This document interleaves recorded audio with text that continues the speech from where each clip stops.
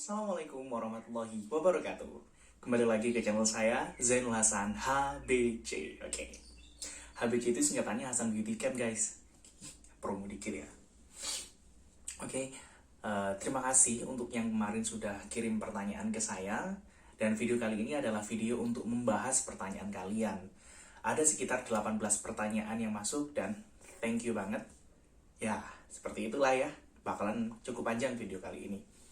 Pertama-tama saya tidak capek-capeknya mengingatkan untuk tetap menjaga protokol kesehatan, menjalankan perilaku hidup bersih dan sehat, agar kita tetap terjaga dari si corona. Dan kita tetap sehat selalu ya. Amin. Bagaimana kabarnya hari ini? Baik? Semoga selalu baik. Amin. Oke. Sepertinya nggak perlu panjang lebar kita basa-basi atau gimana-gimana ya. Secara umum, pertanyaan dari kalian menanyakan hal yang berkaitan dengan perubahan sosial. Saya beri penjelasan lebih lanjut tentang perubahan sosial. Ada 3 pendapat di sini yang saya ambil. Yang pertama dari Suryono Sukanto mengenai perubahan sosial. Perubahan sosial adalah perubahan pada lembaga masyarakat di suatu komunitas atau di suatu masyarakat yang mempengaruhi sistem sosialnya, termasuk nilai, sikap, dan pola perilaku di kelompok masyarakat tersebut. Artinya, perubahan sosial ini mencakup seluruh komponen, tidak hanya bagian-bagian kecil ataupun kita bisa katakan unsurnya, tapi semuanya. Pendapat kedua dari Kingsley Davis. Perubahan sosial adalah perubahan yang terjadi pada struktur dan fungsi masyarakat. Memang nampaknya penjelasannya simpel, tapi sudah direkam ataupun sudah dijelaskan secara kompleks di 2 kata bahwa ada perubahan baik secara struktur maupun fungsinya. Artinya tetap sistem itu mengalami perubahan secara menyeluruh. Atau yang ketiga ini ada pendapat seorang ahli yang menurut saya cukup relate dengan pertanyaan kalian, kaitannya dengan dampak dari modernisasi dan globalisasi yang menyebabkan perubahan, yaitu William Ackern. Apa sih macamnya? Nanti cek di deskripsi ya, maklum agak susah baca. Perubahan sosial adalah perubahan yang meliputi unsur-unsur kebudayaan, baik unsur materi maupun non-materi. Unsur materi yang dimaksud di sini adalah benda ciptaan manusia. Contohnya adalah teknologi, baik di teknologi komunikasi, informasi, transportasi maupun yang lainnya. Sedangkan unsur non-materi yang dimaksud di sini adalah ideologi, kepercayaan, nilai dan norma dalam kehidupan masyarakat. Pertanyaannya, kaitannya dengan modernisasi dan globalisasi itu apa sih? Dengan adanya modernisasi dan globalisasi yang saling berkaitan satu sama lainnya, karena 2 hal ini tidak bisa dipisahkan. Kemarin sudah dibahas di video sebelumnya ya. Dengan adanya 2 hal ini, teknologi bisa semakin bertambah pesat. Kenapa tidak? Dengan semakin luasnya informasi, karena si globalisasi, kita akan semakin tahu dan terpancing untuk mengembangkan segala sesuatu yang kita miliki. Dan ketika ada penemuan baru, itu juga bisa menunjang modernisasi loh. Yang kedua, ternyata karena tadi ada pembahasan mengenai unsur non-materi, seperti ideologi, kepercayaan, dan nilai dan norma, adanya globalisasi dan modernisasi juga berpengaruh pada sikap masyarakat. Mungkin kalau yang paling ketara di dalam kehidupan bermasyarakat kita adalah kecenderungan masyarakat kita yang terlalu banyak di dunia maya, sehingga cenderung acuh di kehidupan nyata. Betul nggak? Kalau memang ada pendapat lain, silahkan tulis di kolom komentar ya. Selanjutnya, ada sikap milenial. Nah, kenapa saya membahas tentang sikap milenial? Karena kita di sini merupakan kelompok milenial yang harus memiliki peran penting terkait dengan modernisasi dan globalisasi terhadap budaya yang ada di Indonesia. Ini dari pertanyaan kalian sih sebenarnya. Bagaimana sih sikap milenial terhadap perubahan yang terjadi akibat modernisasi dan globalisasi? Yang pertama adalah kita harus mengenali jati diri kita. Maksudnya apa? Terkadang kita menjadi ikut-ikutan budaya baru ataupun budaya asing karena kita tidak kenal siapa sih diri kita, apa yang kita miliki. Terkadang kita tidak tahu betapa besarnya anugerah yang Tuhan berikan melalui budaya atau jati diri bangsa yang kita miliki. Kita kurang tahu betapa kayanya sih bangsa kita. Yang kedua, setelah kita mengenali jati diri kita, berusahalah untuk mencintai. Saya yakin ketika kita sudah mengenali, kita akan mampu untuk menyukai, mulai menggunakan.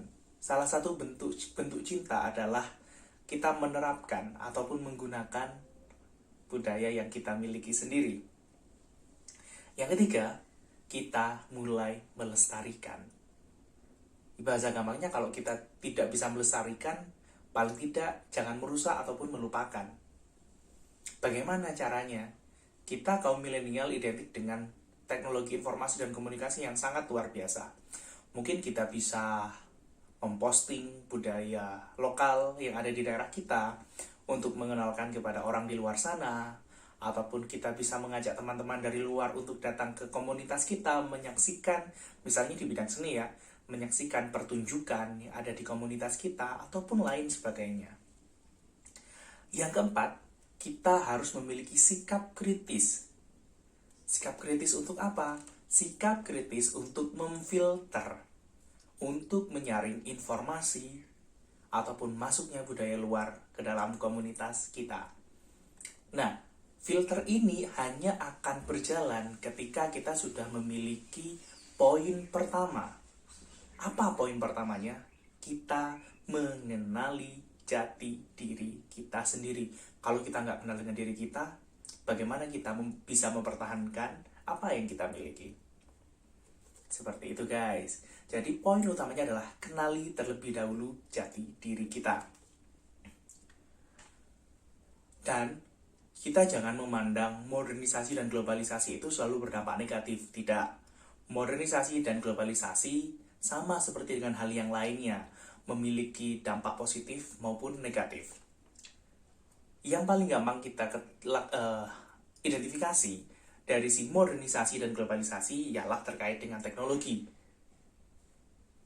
Kita dimudahkan dengan semakin modernnya teknologi yang kita miliki. Contoh, kita sekarang punya handphone yang sudah bisa digunakan untuk berbagai hal. Bisa digunakan untuk membayar tagihan melalui uang elektronik.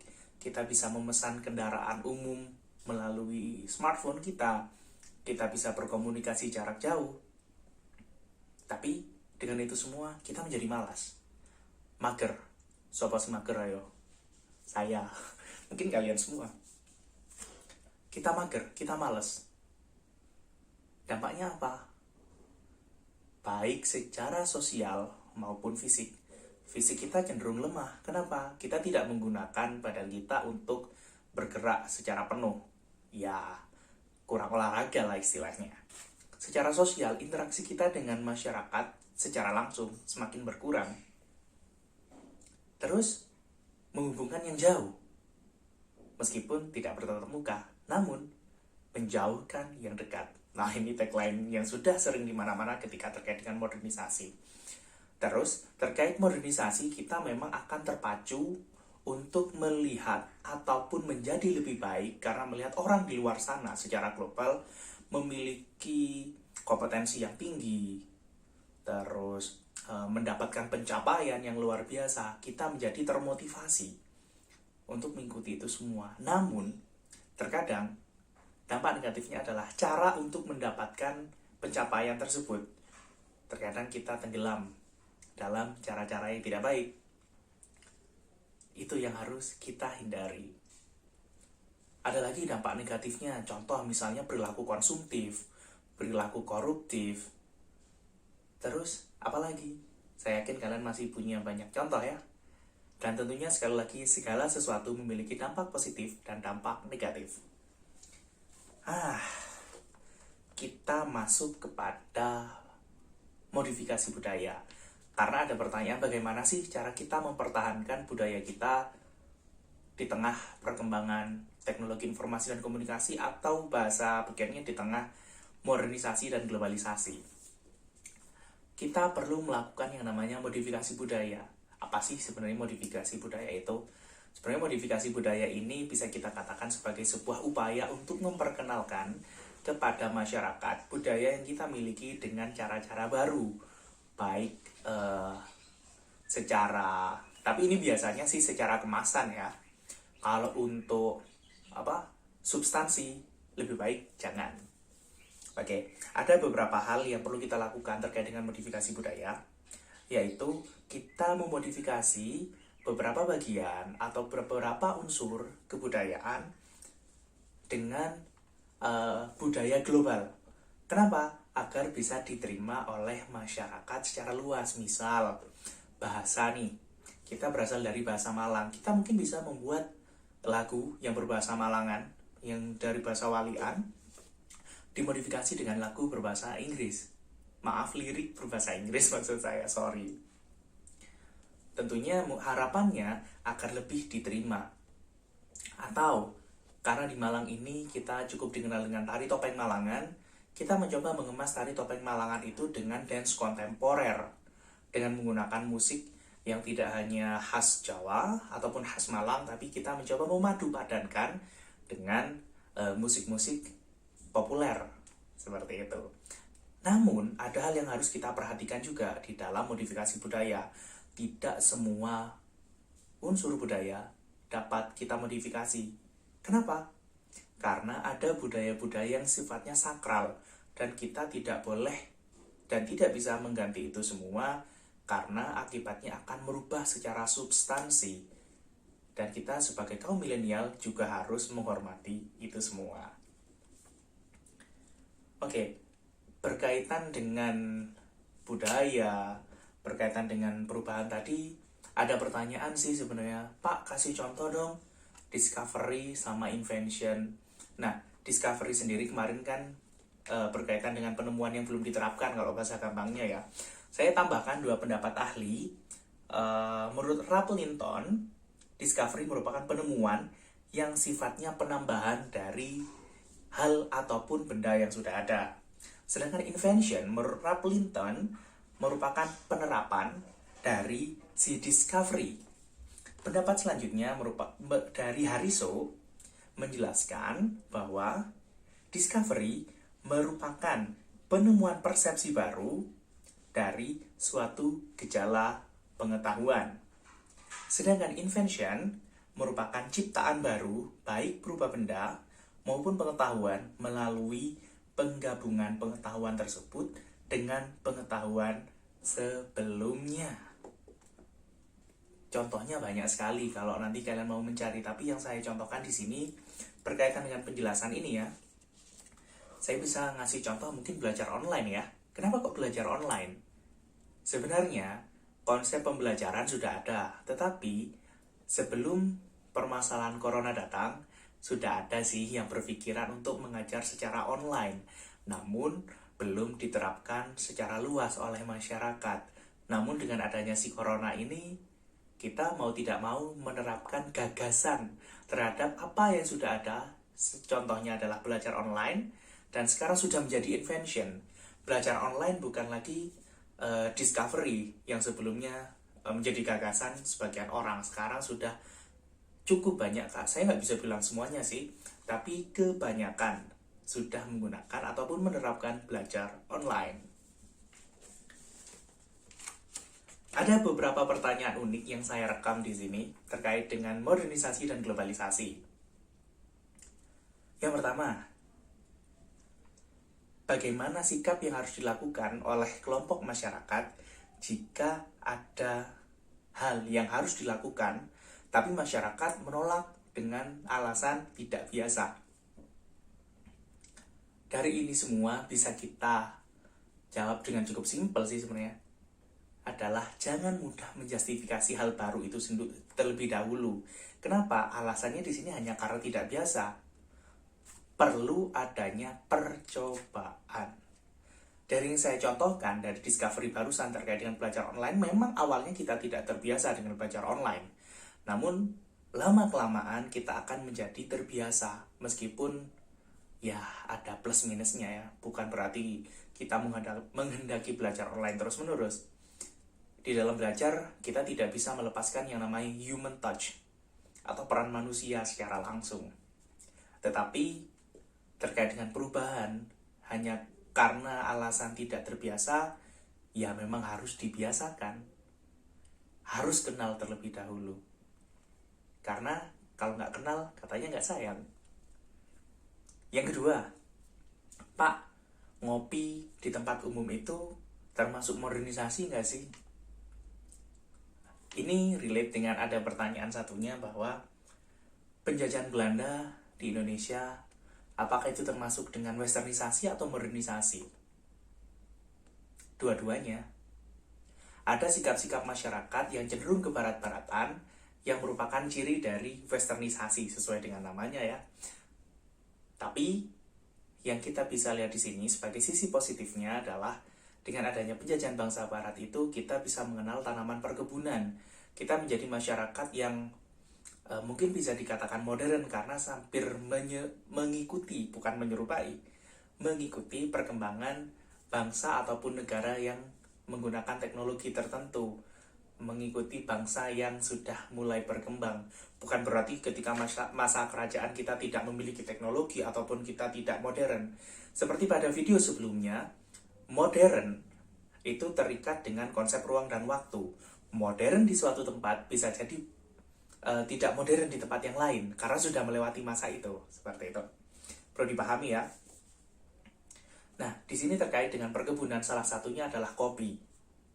Perkebunan kopi. Nah, selain itu, dengan adanya penjajahan bangsa barat, salah satunya kita juga mengenal sistem uang. Sebelumnya kita masih menggunakan sistem barter sebagai alat jual beli, alat tukar jual beli seperti itu. Nah, dengan adanya penjajahan kita mulai mengenal kita semakin modern dalam berjual beli. Kita juga mengenal sistem alat transportasi berupa kereta api dengan adanya penjajahan bangsa barat. Saya pakai penjajahan bangsa barat aja ya, karena kita nggak cuman didatangi sama Belanda, ada Inggris kan waktu itu. Terus ada negara yang lain juga. Coba cek di buku sejarah Indonesia kalian. Kalau yang masih SMA ada di kelas 11 materinya itu ya. Terkait dengan masalah ngopi. Ngopi itu bukan termasuk modernisasi sih. Kenapa? Yang modern itu cara menyajikan kopinya. Pertanyaan di sini, kalau kita ngopi di tempat mewah itu termasuk modernisasi? Enggak juga. Itu cenderung pada gaya hidup. Malah bisa jadi mengacu pada westernisasi. Kalau itu menjadi gaya hidup yang berlebihan. Kita kayak nggak mau ngopi kalau nggak di tempat mewah. Aduh, bahaya nih. Alamat kantong akan semakin terkuras. Kita nggak mau kayak gitu. Apalagi di tengah COVID-19 kayak gini ya. Tentunya sekali lagi, hal-hal yang mungkin tidak semuanya hal-hal yang berkaitan dengan kemewahan itu termasuk dalam modernisasi. Tapi bisa jadi cenderung ke westernisasi. Yang modern itu sekali lagi adalah penyajian kopinya. Yang mulanya kopi hanya ada dalam secangkir yang diminum pagi maupun sore hari. Kemudian kita mulai menerapkan atau mengkonsumsi kopi di tempat mewah menggunakan cup, botol, ataupun yang lainnya. Selanjutnya, sekolah internasional. Kan di Indonesia katanya ada beberapa sekolah internasional nih. Bahkan bayarnya pakai dolar. Apakah termasuk westernisasi, Pak? Saya rasa tidak. Kenapa demikian? Karena orang-orangnya mayoritas ya. Di dalamnya juga didominasi oleh orang-orang asing. Tapi kalau kita orang lokal yang sekolah di sekolah internasional dan sikapnya berlebihan, itu baru bisa dibilang westernisasi. Cuman kalau penggunaan bahasa Inggris ataupun pembayarannya pakai dolar, itu saya rasa bukan westernisasi, malah modernisasi. Kenapa demikian? Karena mencoba untuk masuk ke dalam kehidupan global dengan menggunakan bahasa Inggris. Seperti itu. Masihkah ada pertanyaan untuk saya? Jika ada pertanyaan silahkan tulis di kolom komentar ya. Saya siap menjawab kok. Kembali lagi kepada permasalahan kebudayaan. Ada yang bertanya, Pak, kenapa sih sebagian masyarakat itu cenderung memilih westernisasi? Kenapa tidak mencoba memilih untuk mengenalkan budaya yang dimiliki? Itu pertanyaan yang sulit sebenarnya. Tapi jawabannya sebenarnya adalah berkaitan dengan karena kita cenderung tidak kenal dengan diri kita sendiri. Terkadang kita juga tenggelam atau terjebak di dalam stigma masyarakat bahwa ketika kita berada di dalam satu kelompok dan ada orang yang mengatakan kelompok kita adalah seperti ini, dan kita tidak mau mengakui itu semua karena malu. Tentunya tidak ada budaya yang lebih baik. Maaf, tidak ada kelompok yang lebih baik dari kelompok yang lainnya sebenarnya. Secara suku bangsa, kita memiliki kedudukan yang sama. Karena perbedaan ras, suku bangsa maupun agama termasuk di dalam diferensiasi sosial, bukan sebuah stratifikasi sosial. Kita tidak bisa menentukan pandangan orang lain kepada kita untuk seperti apa mereka menilai diri kita. Tetapi kita bisa menentukan hendak menjadi apa diri kita dan budaya kita.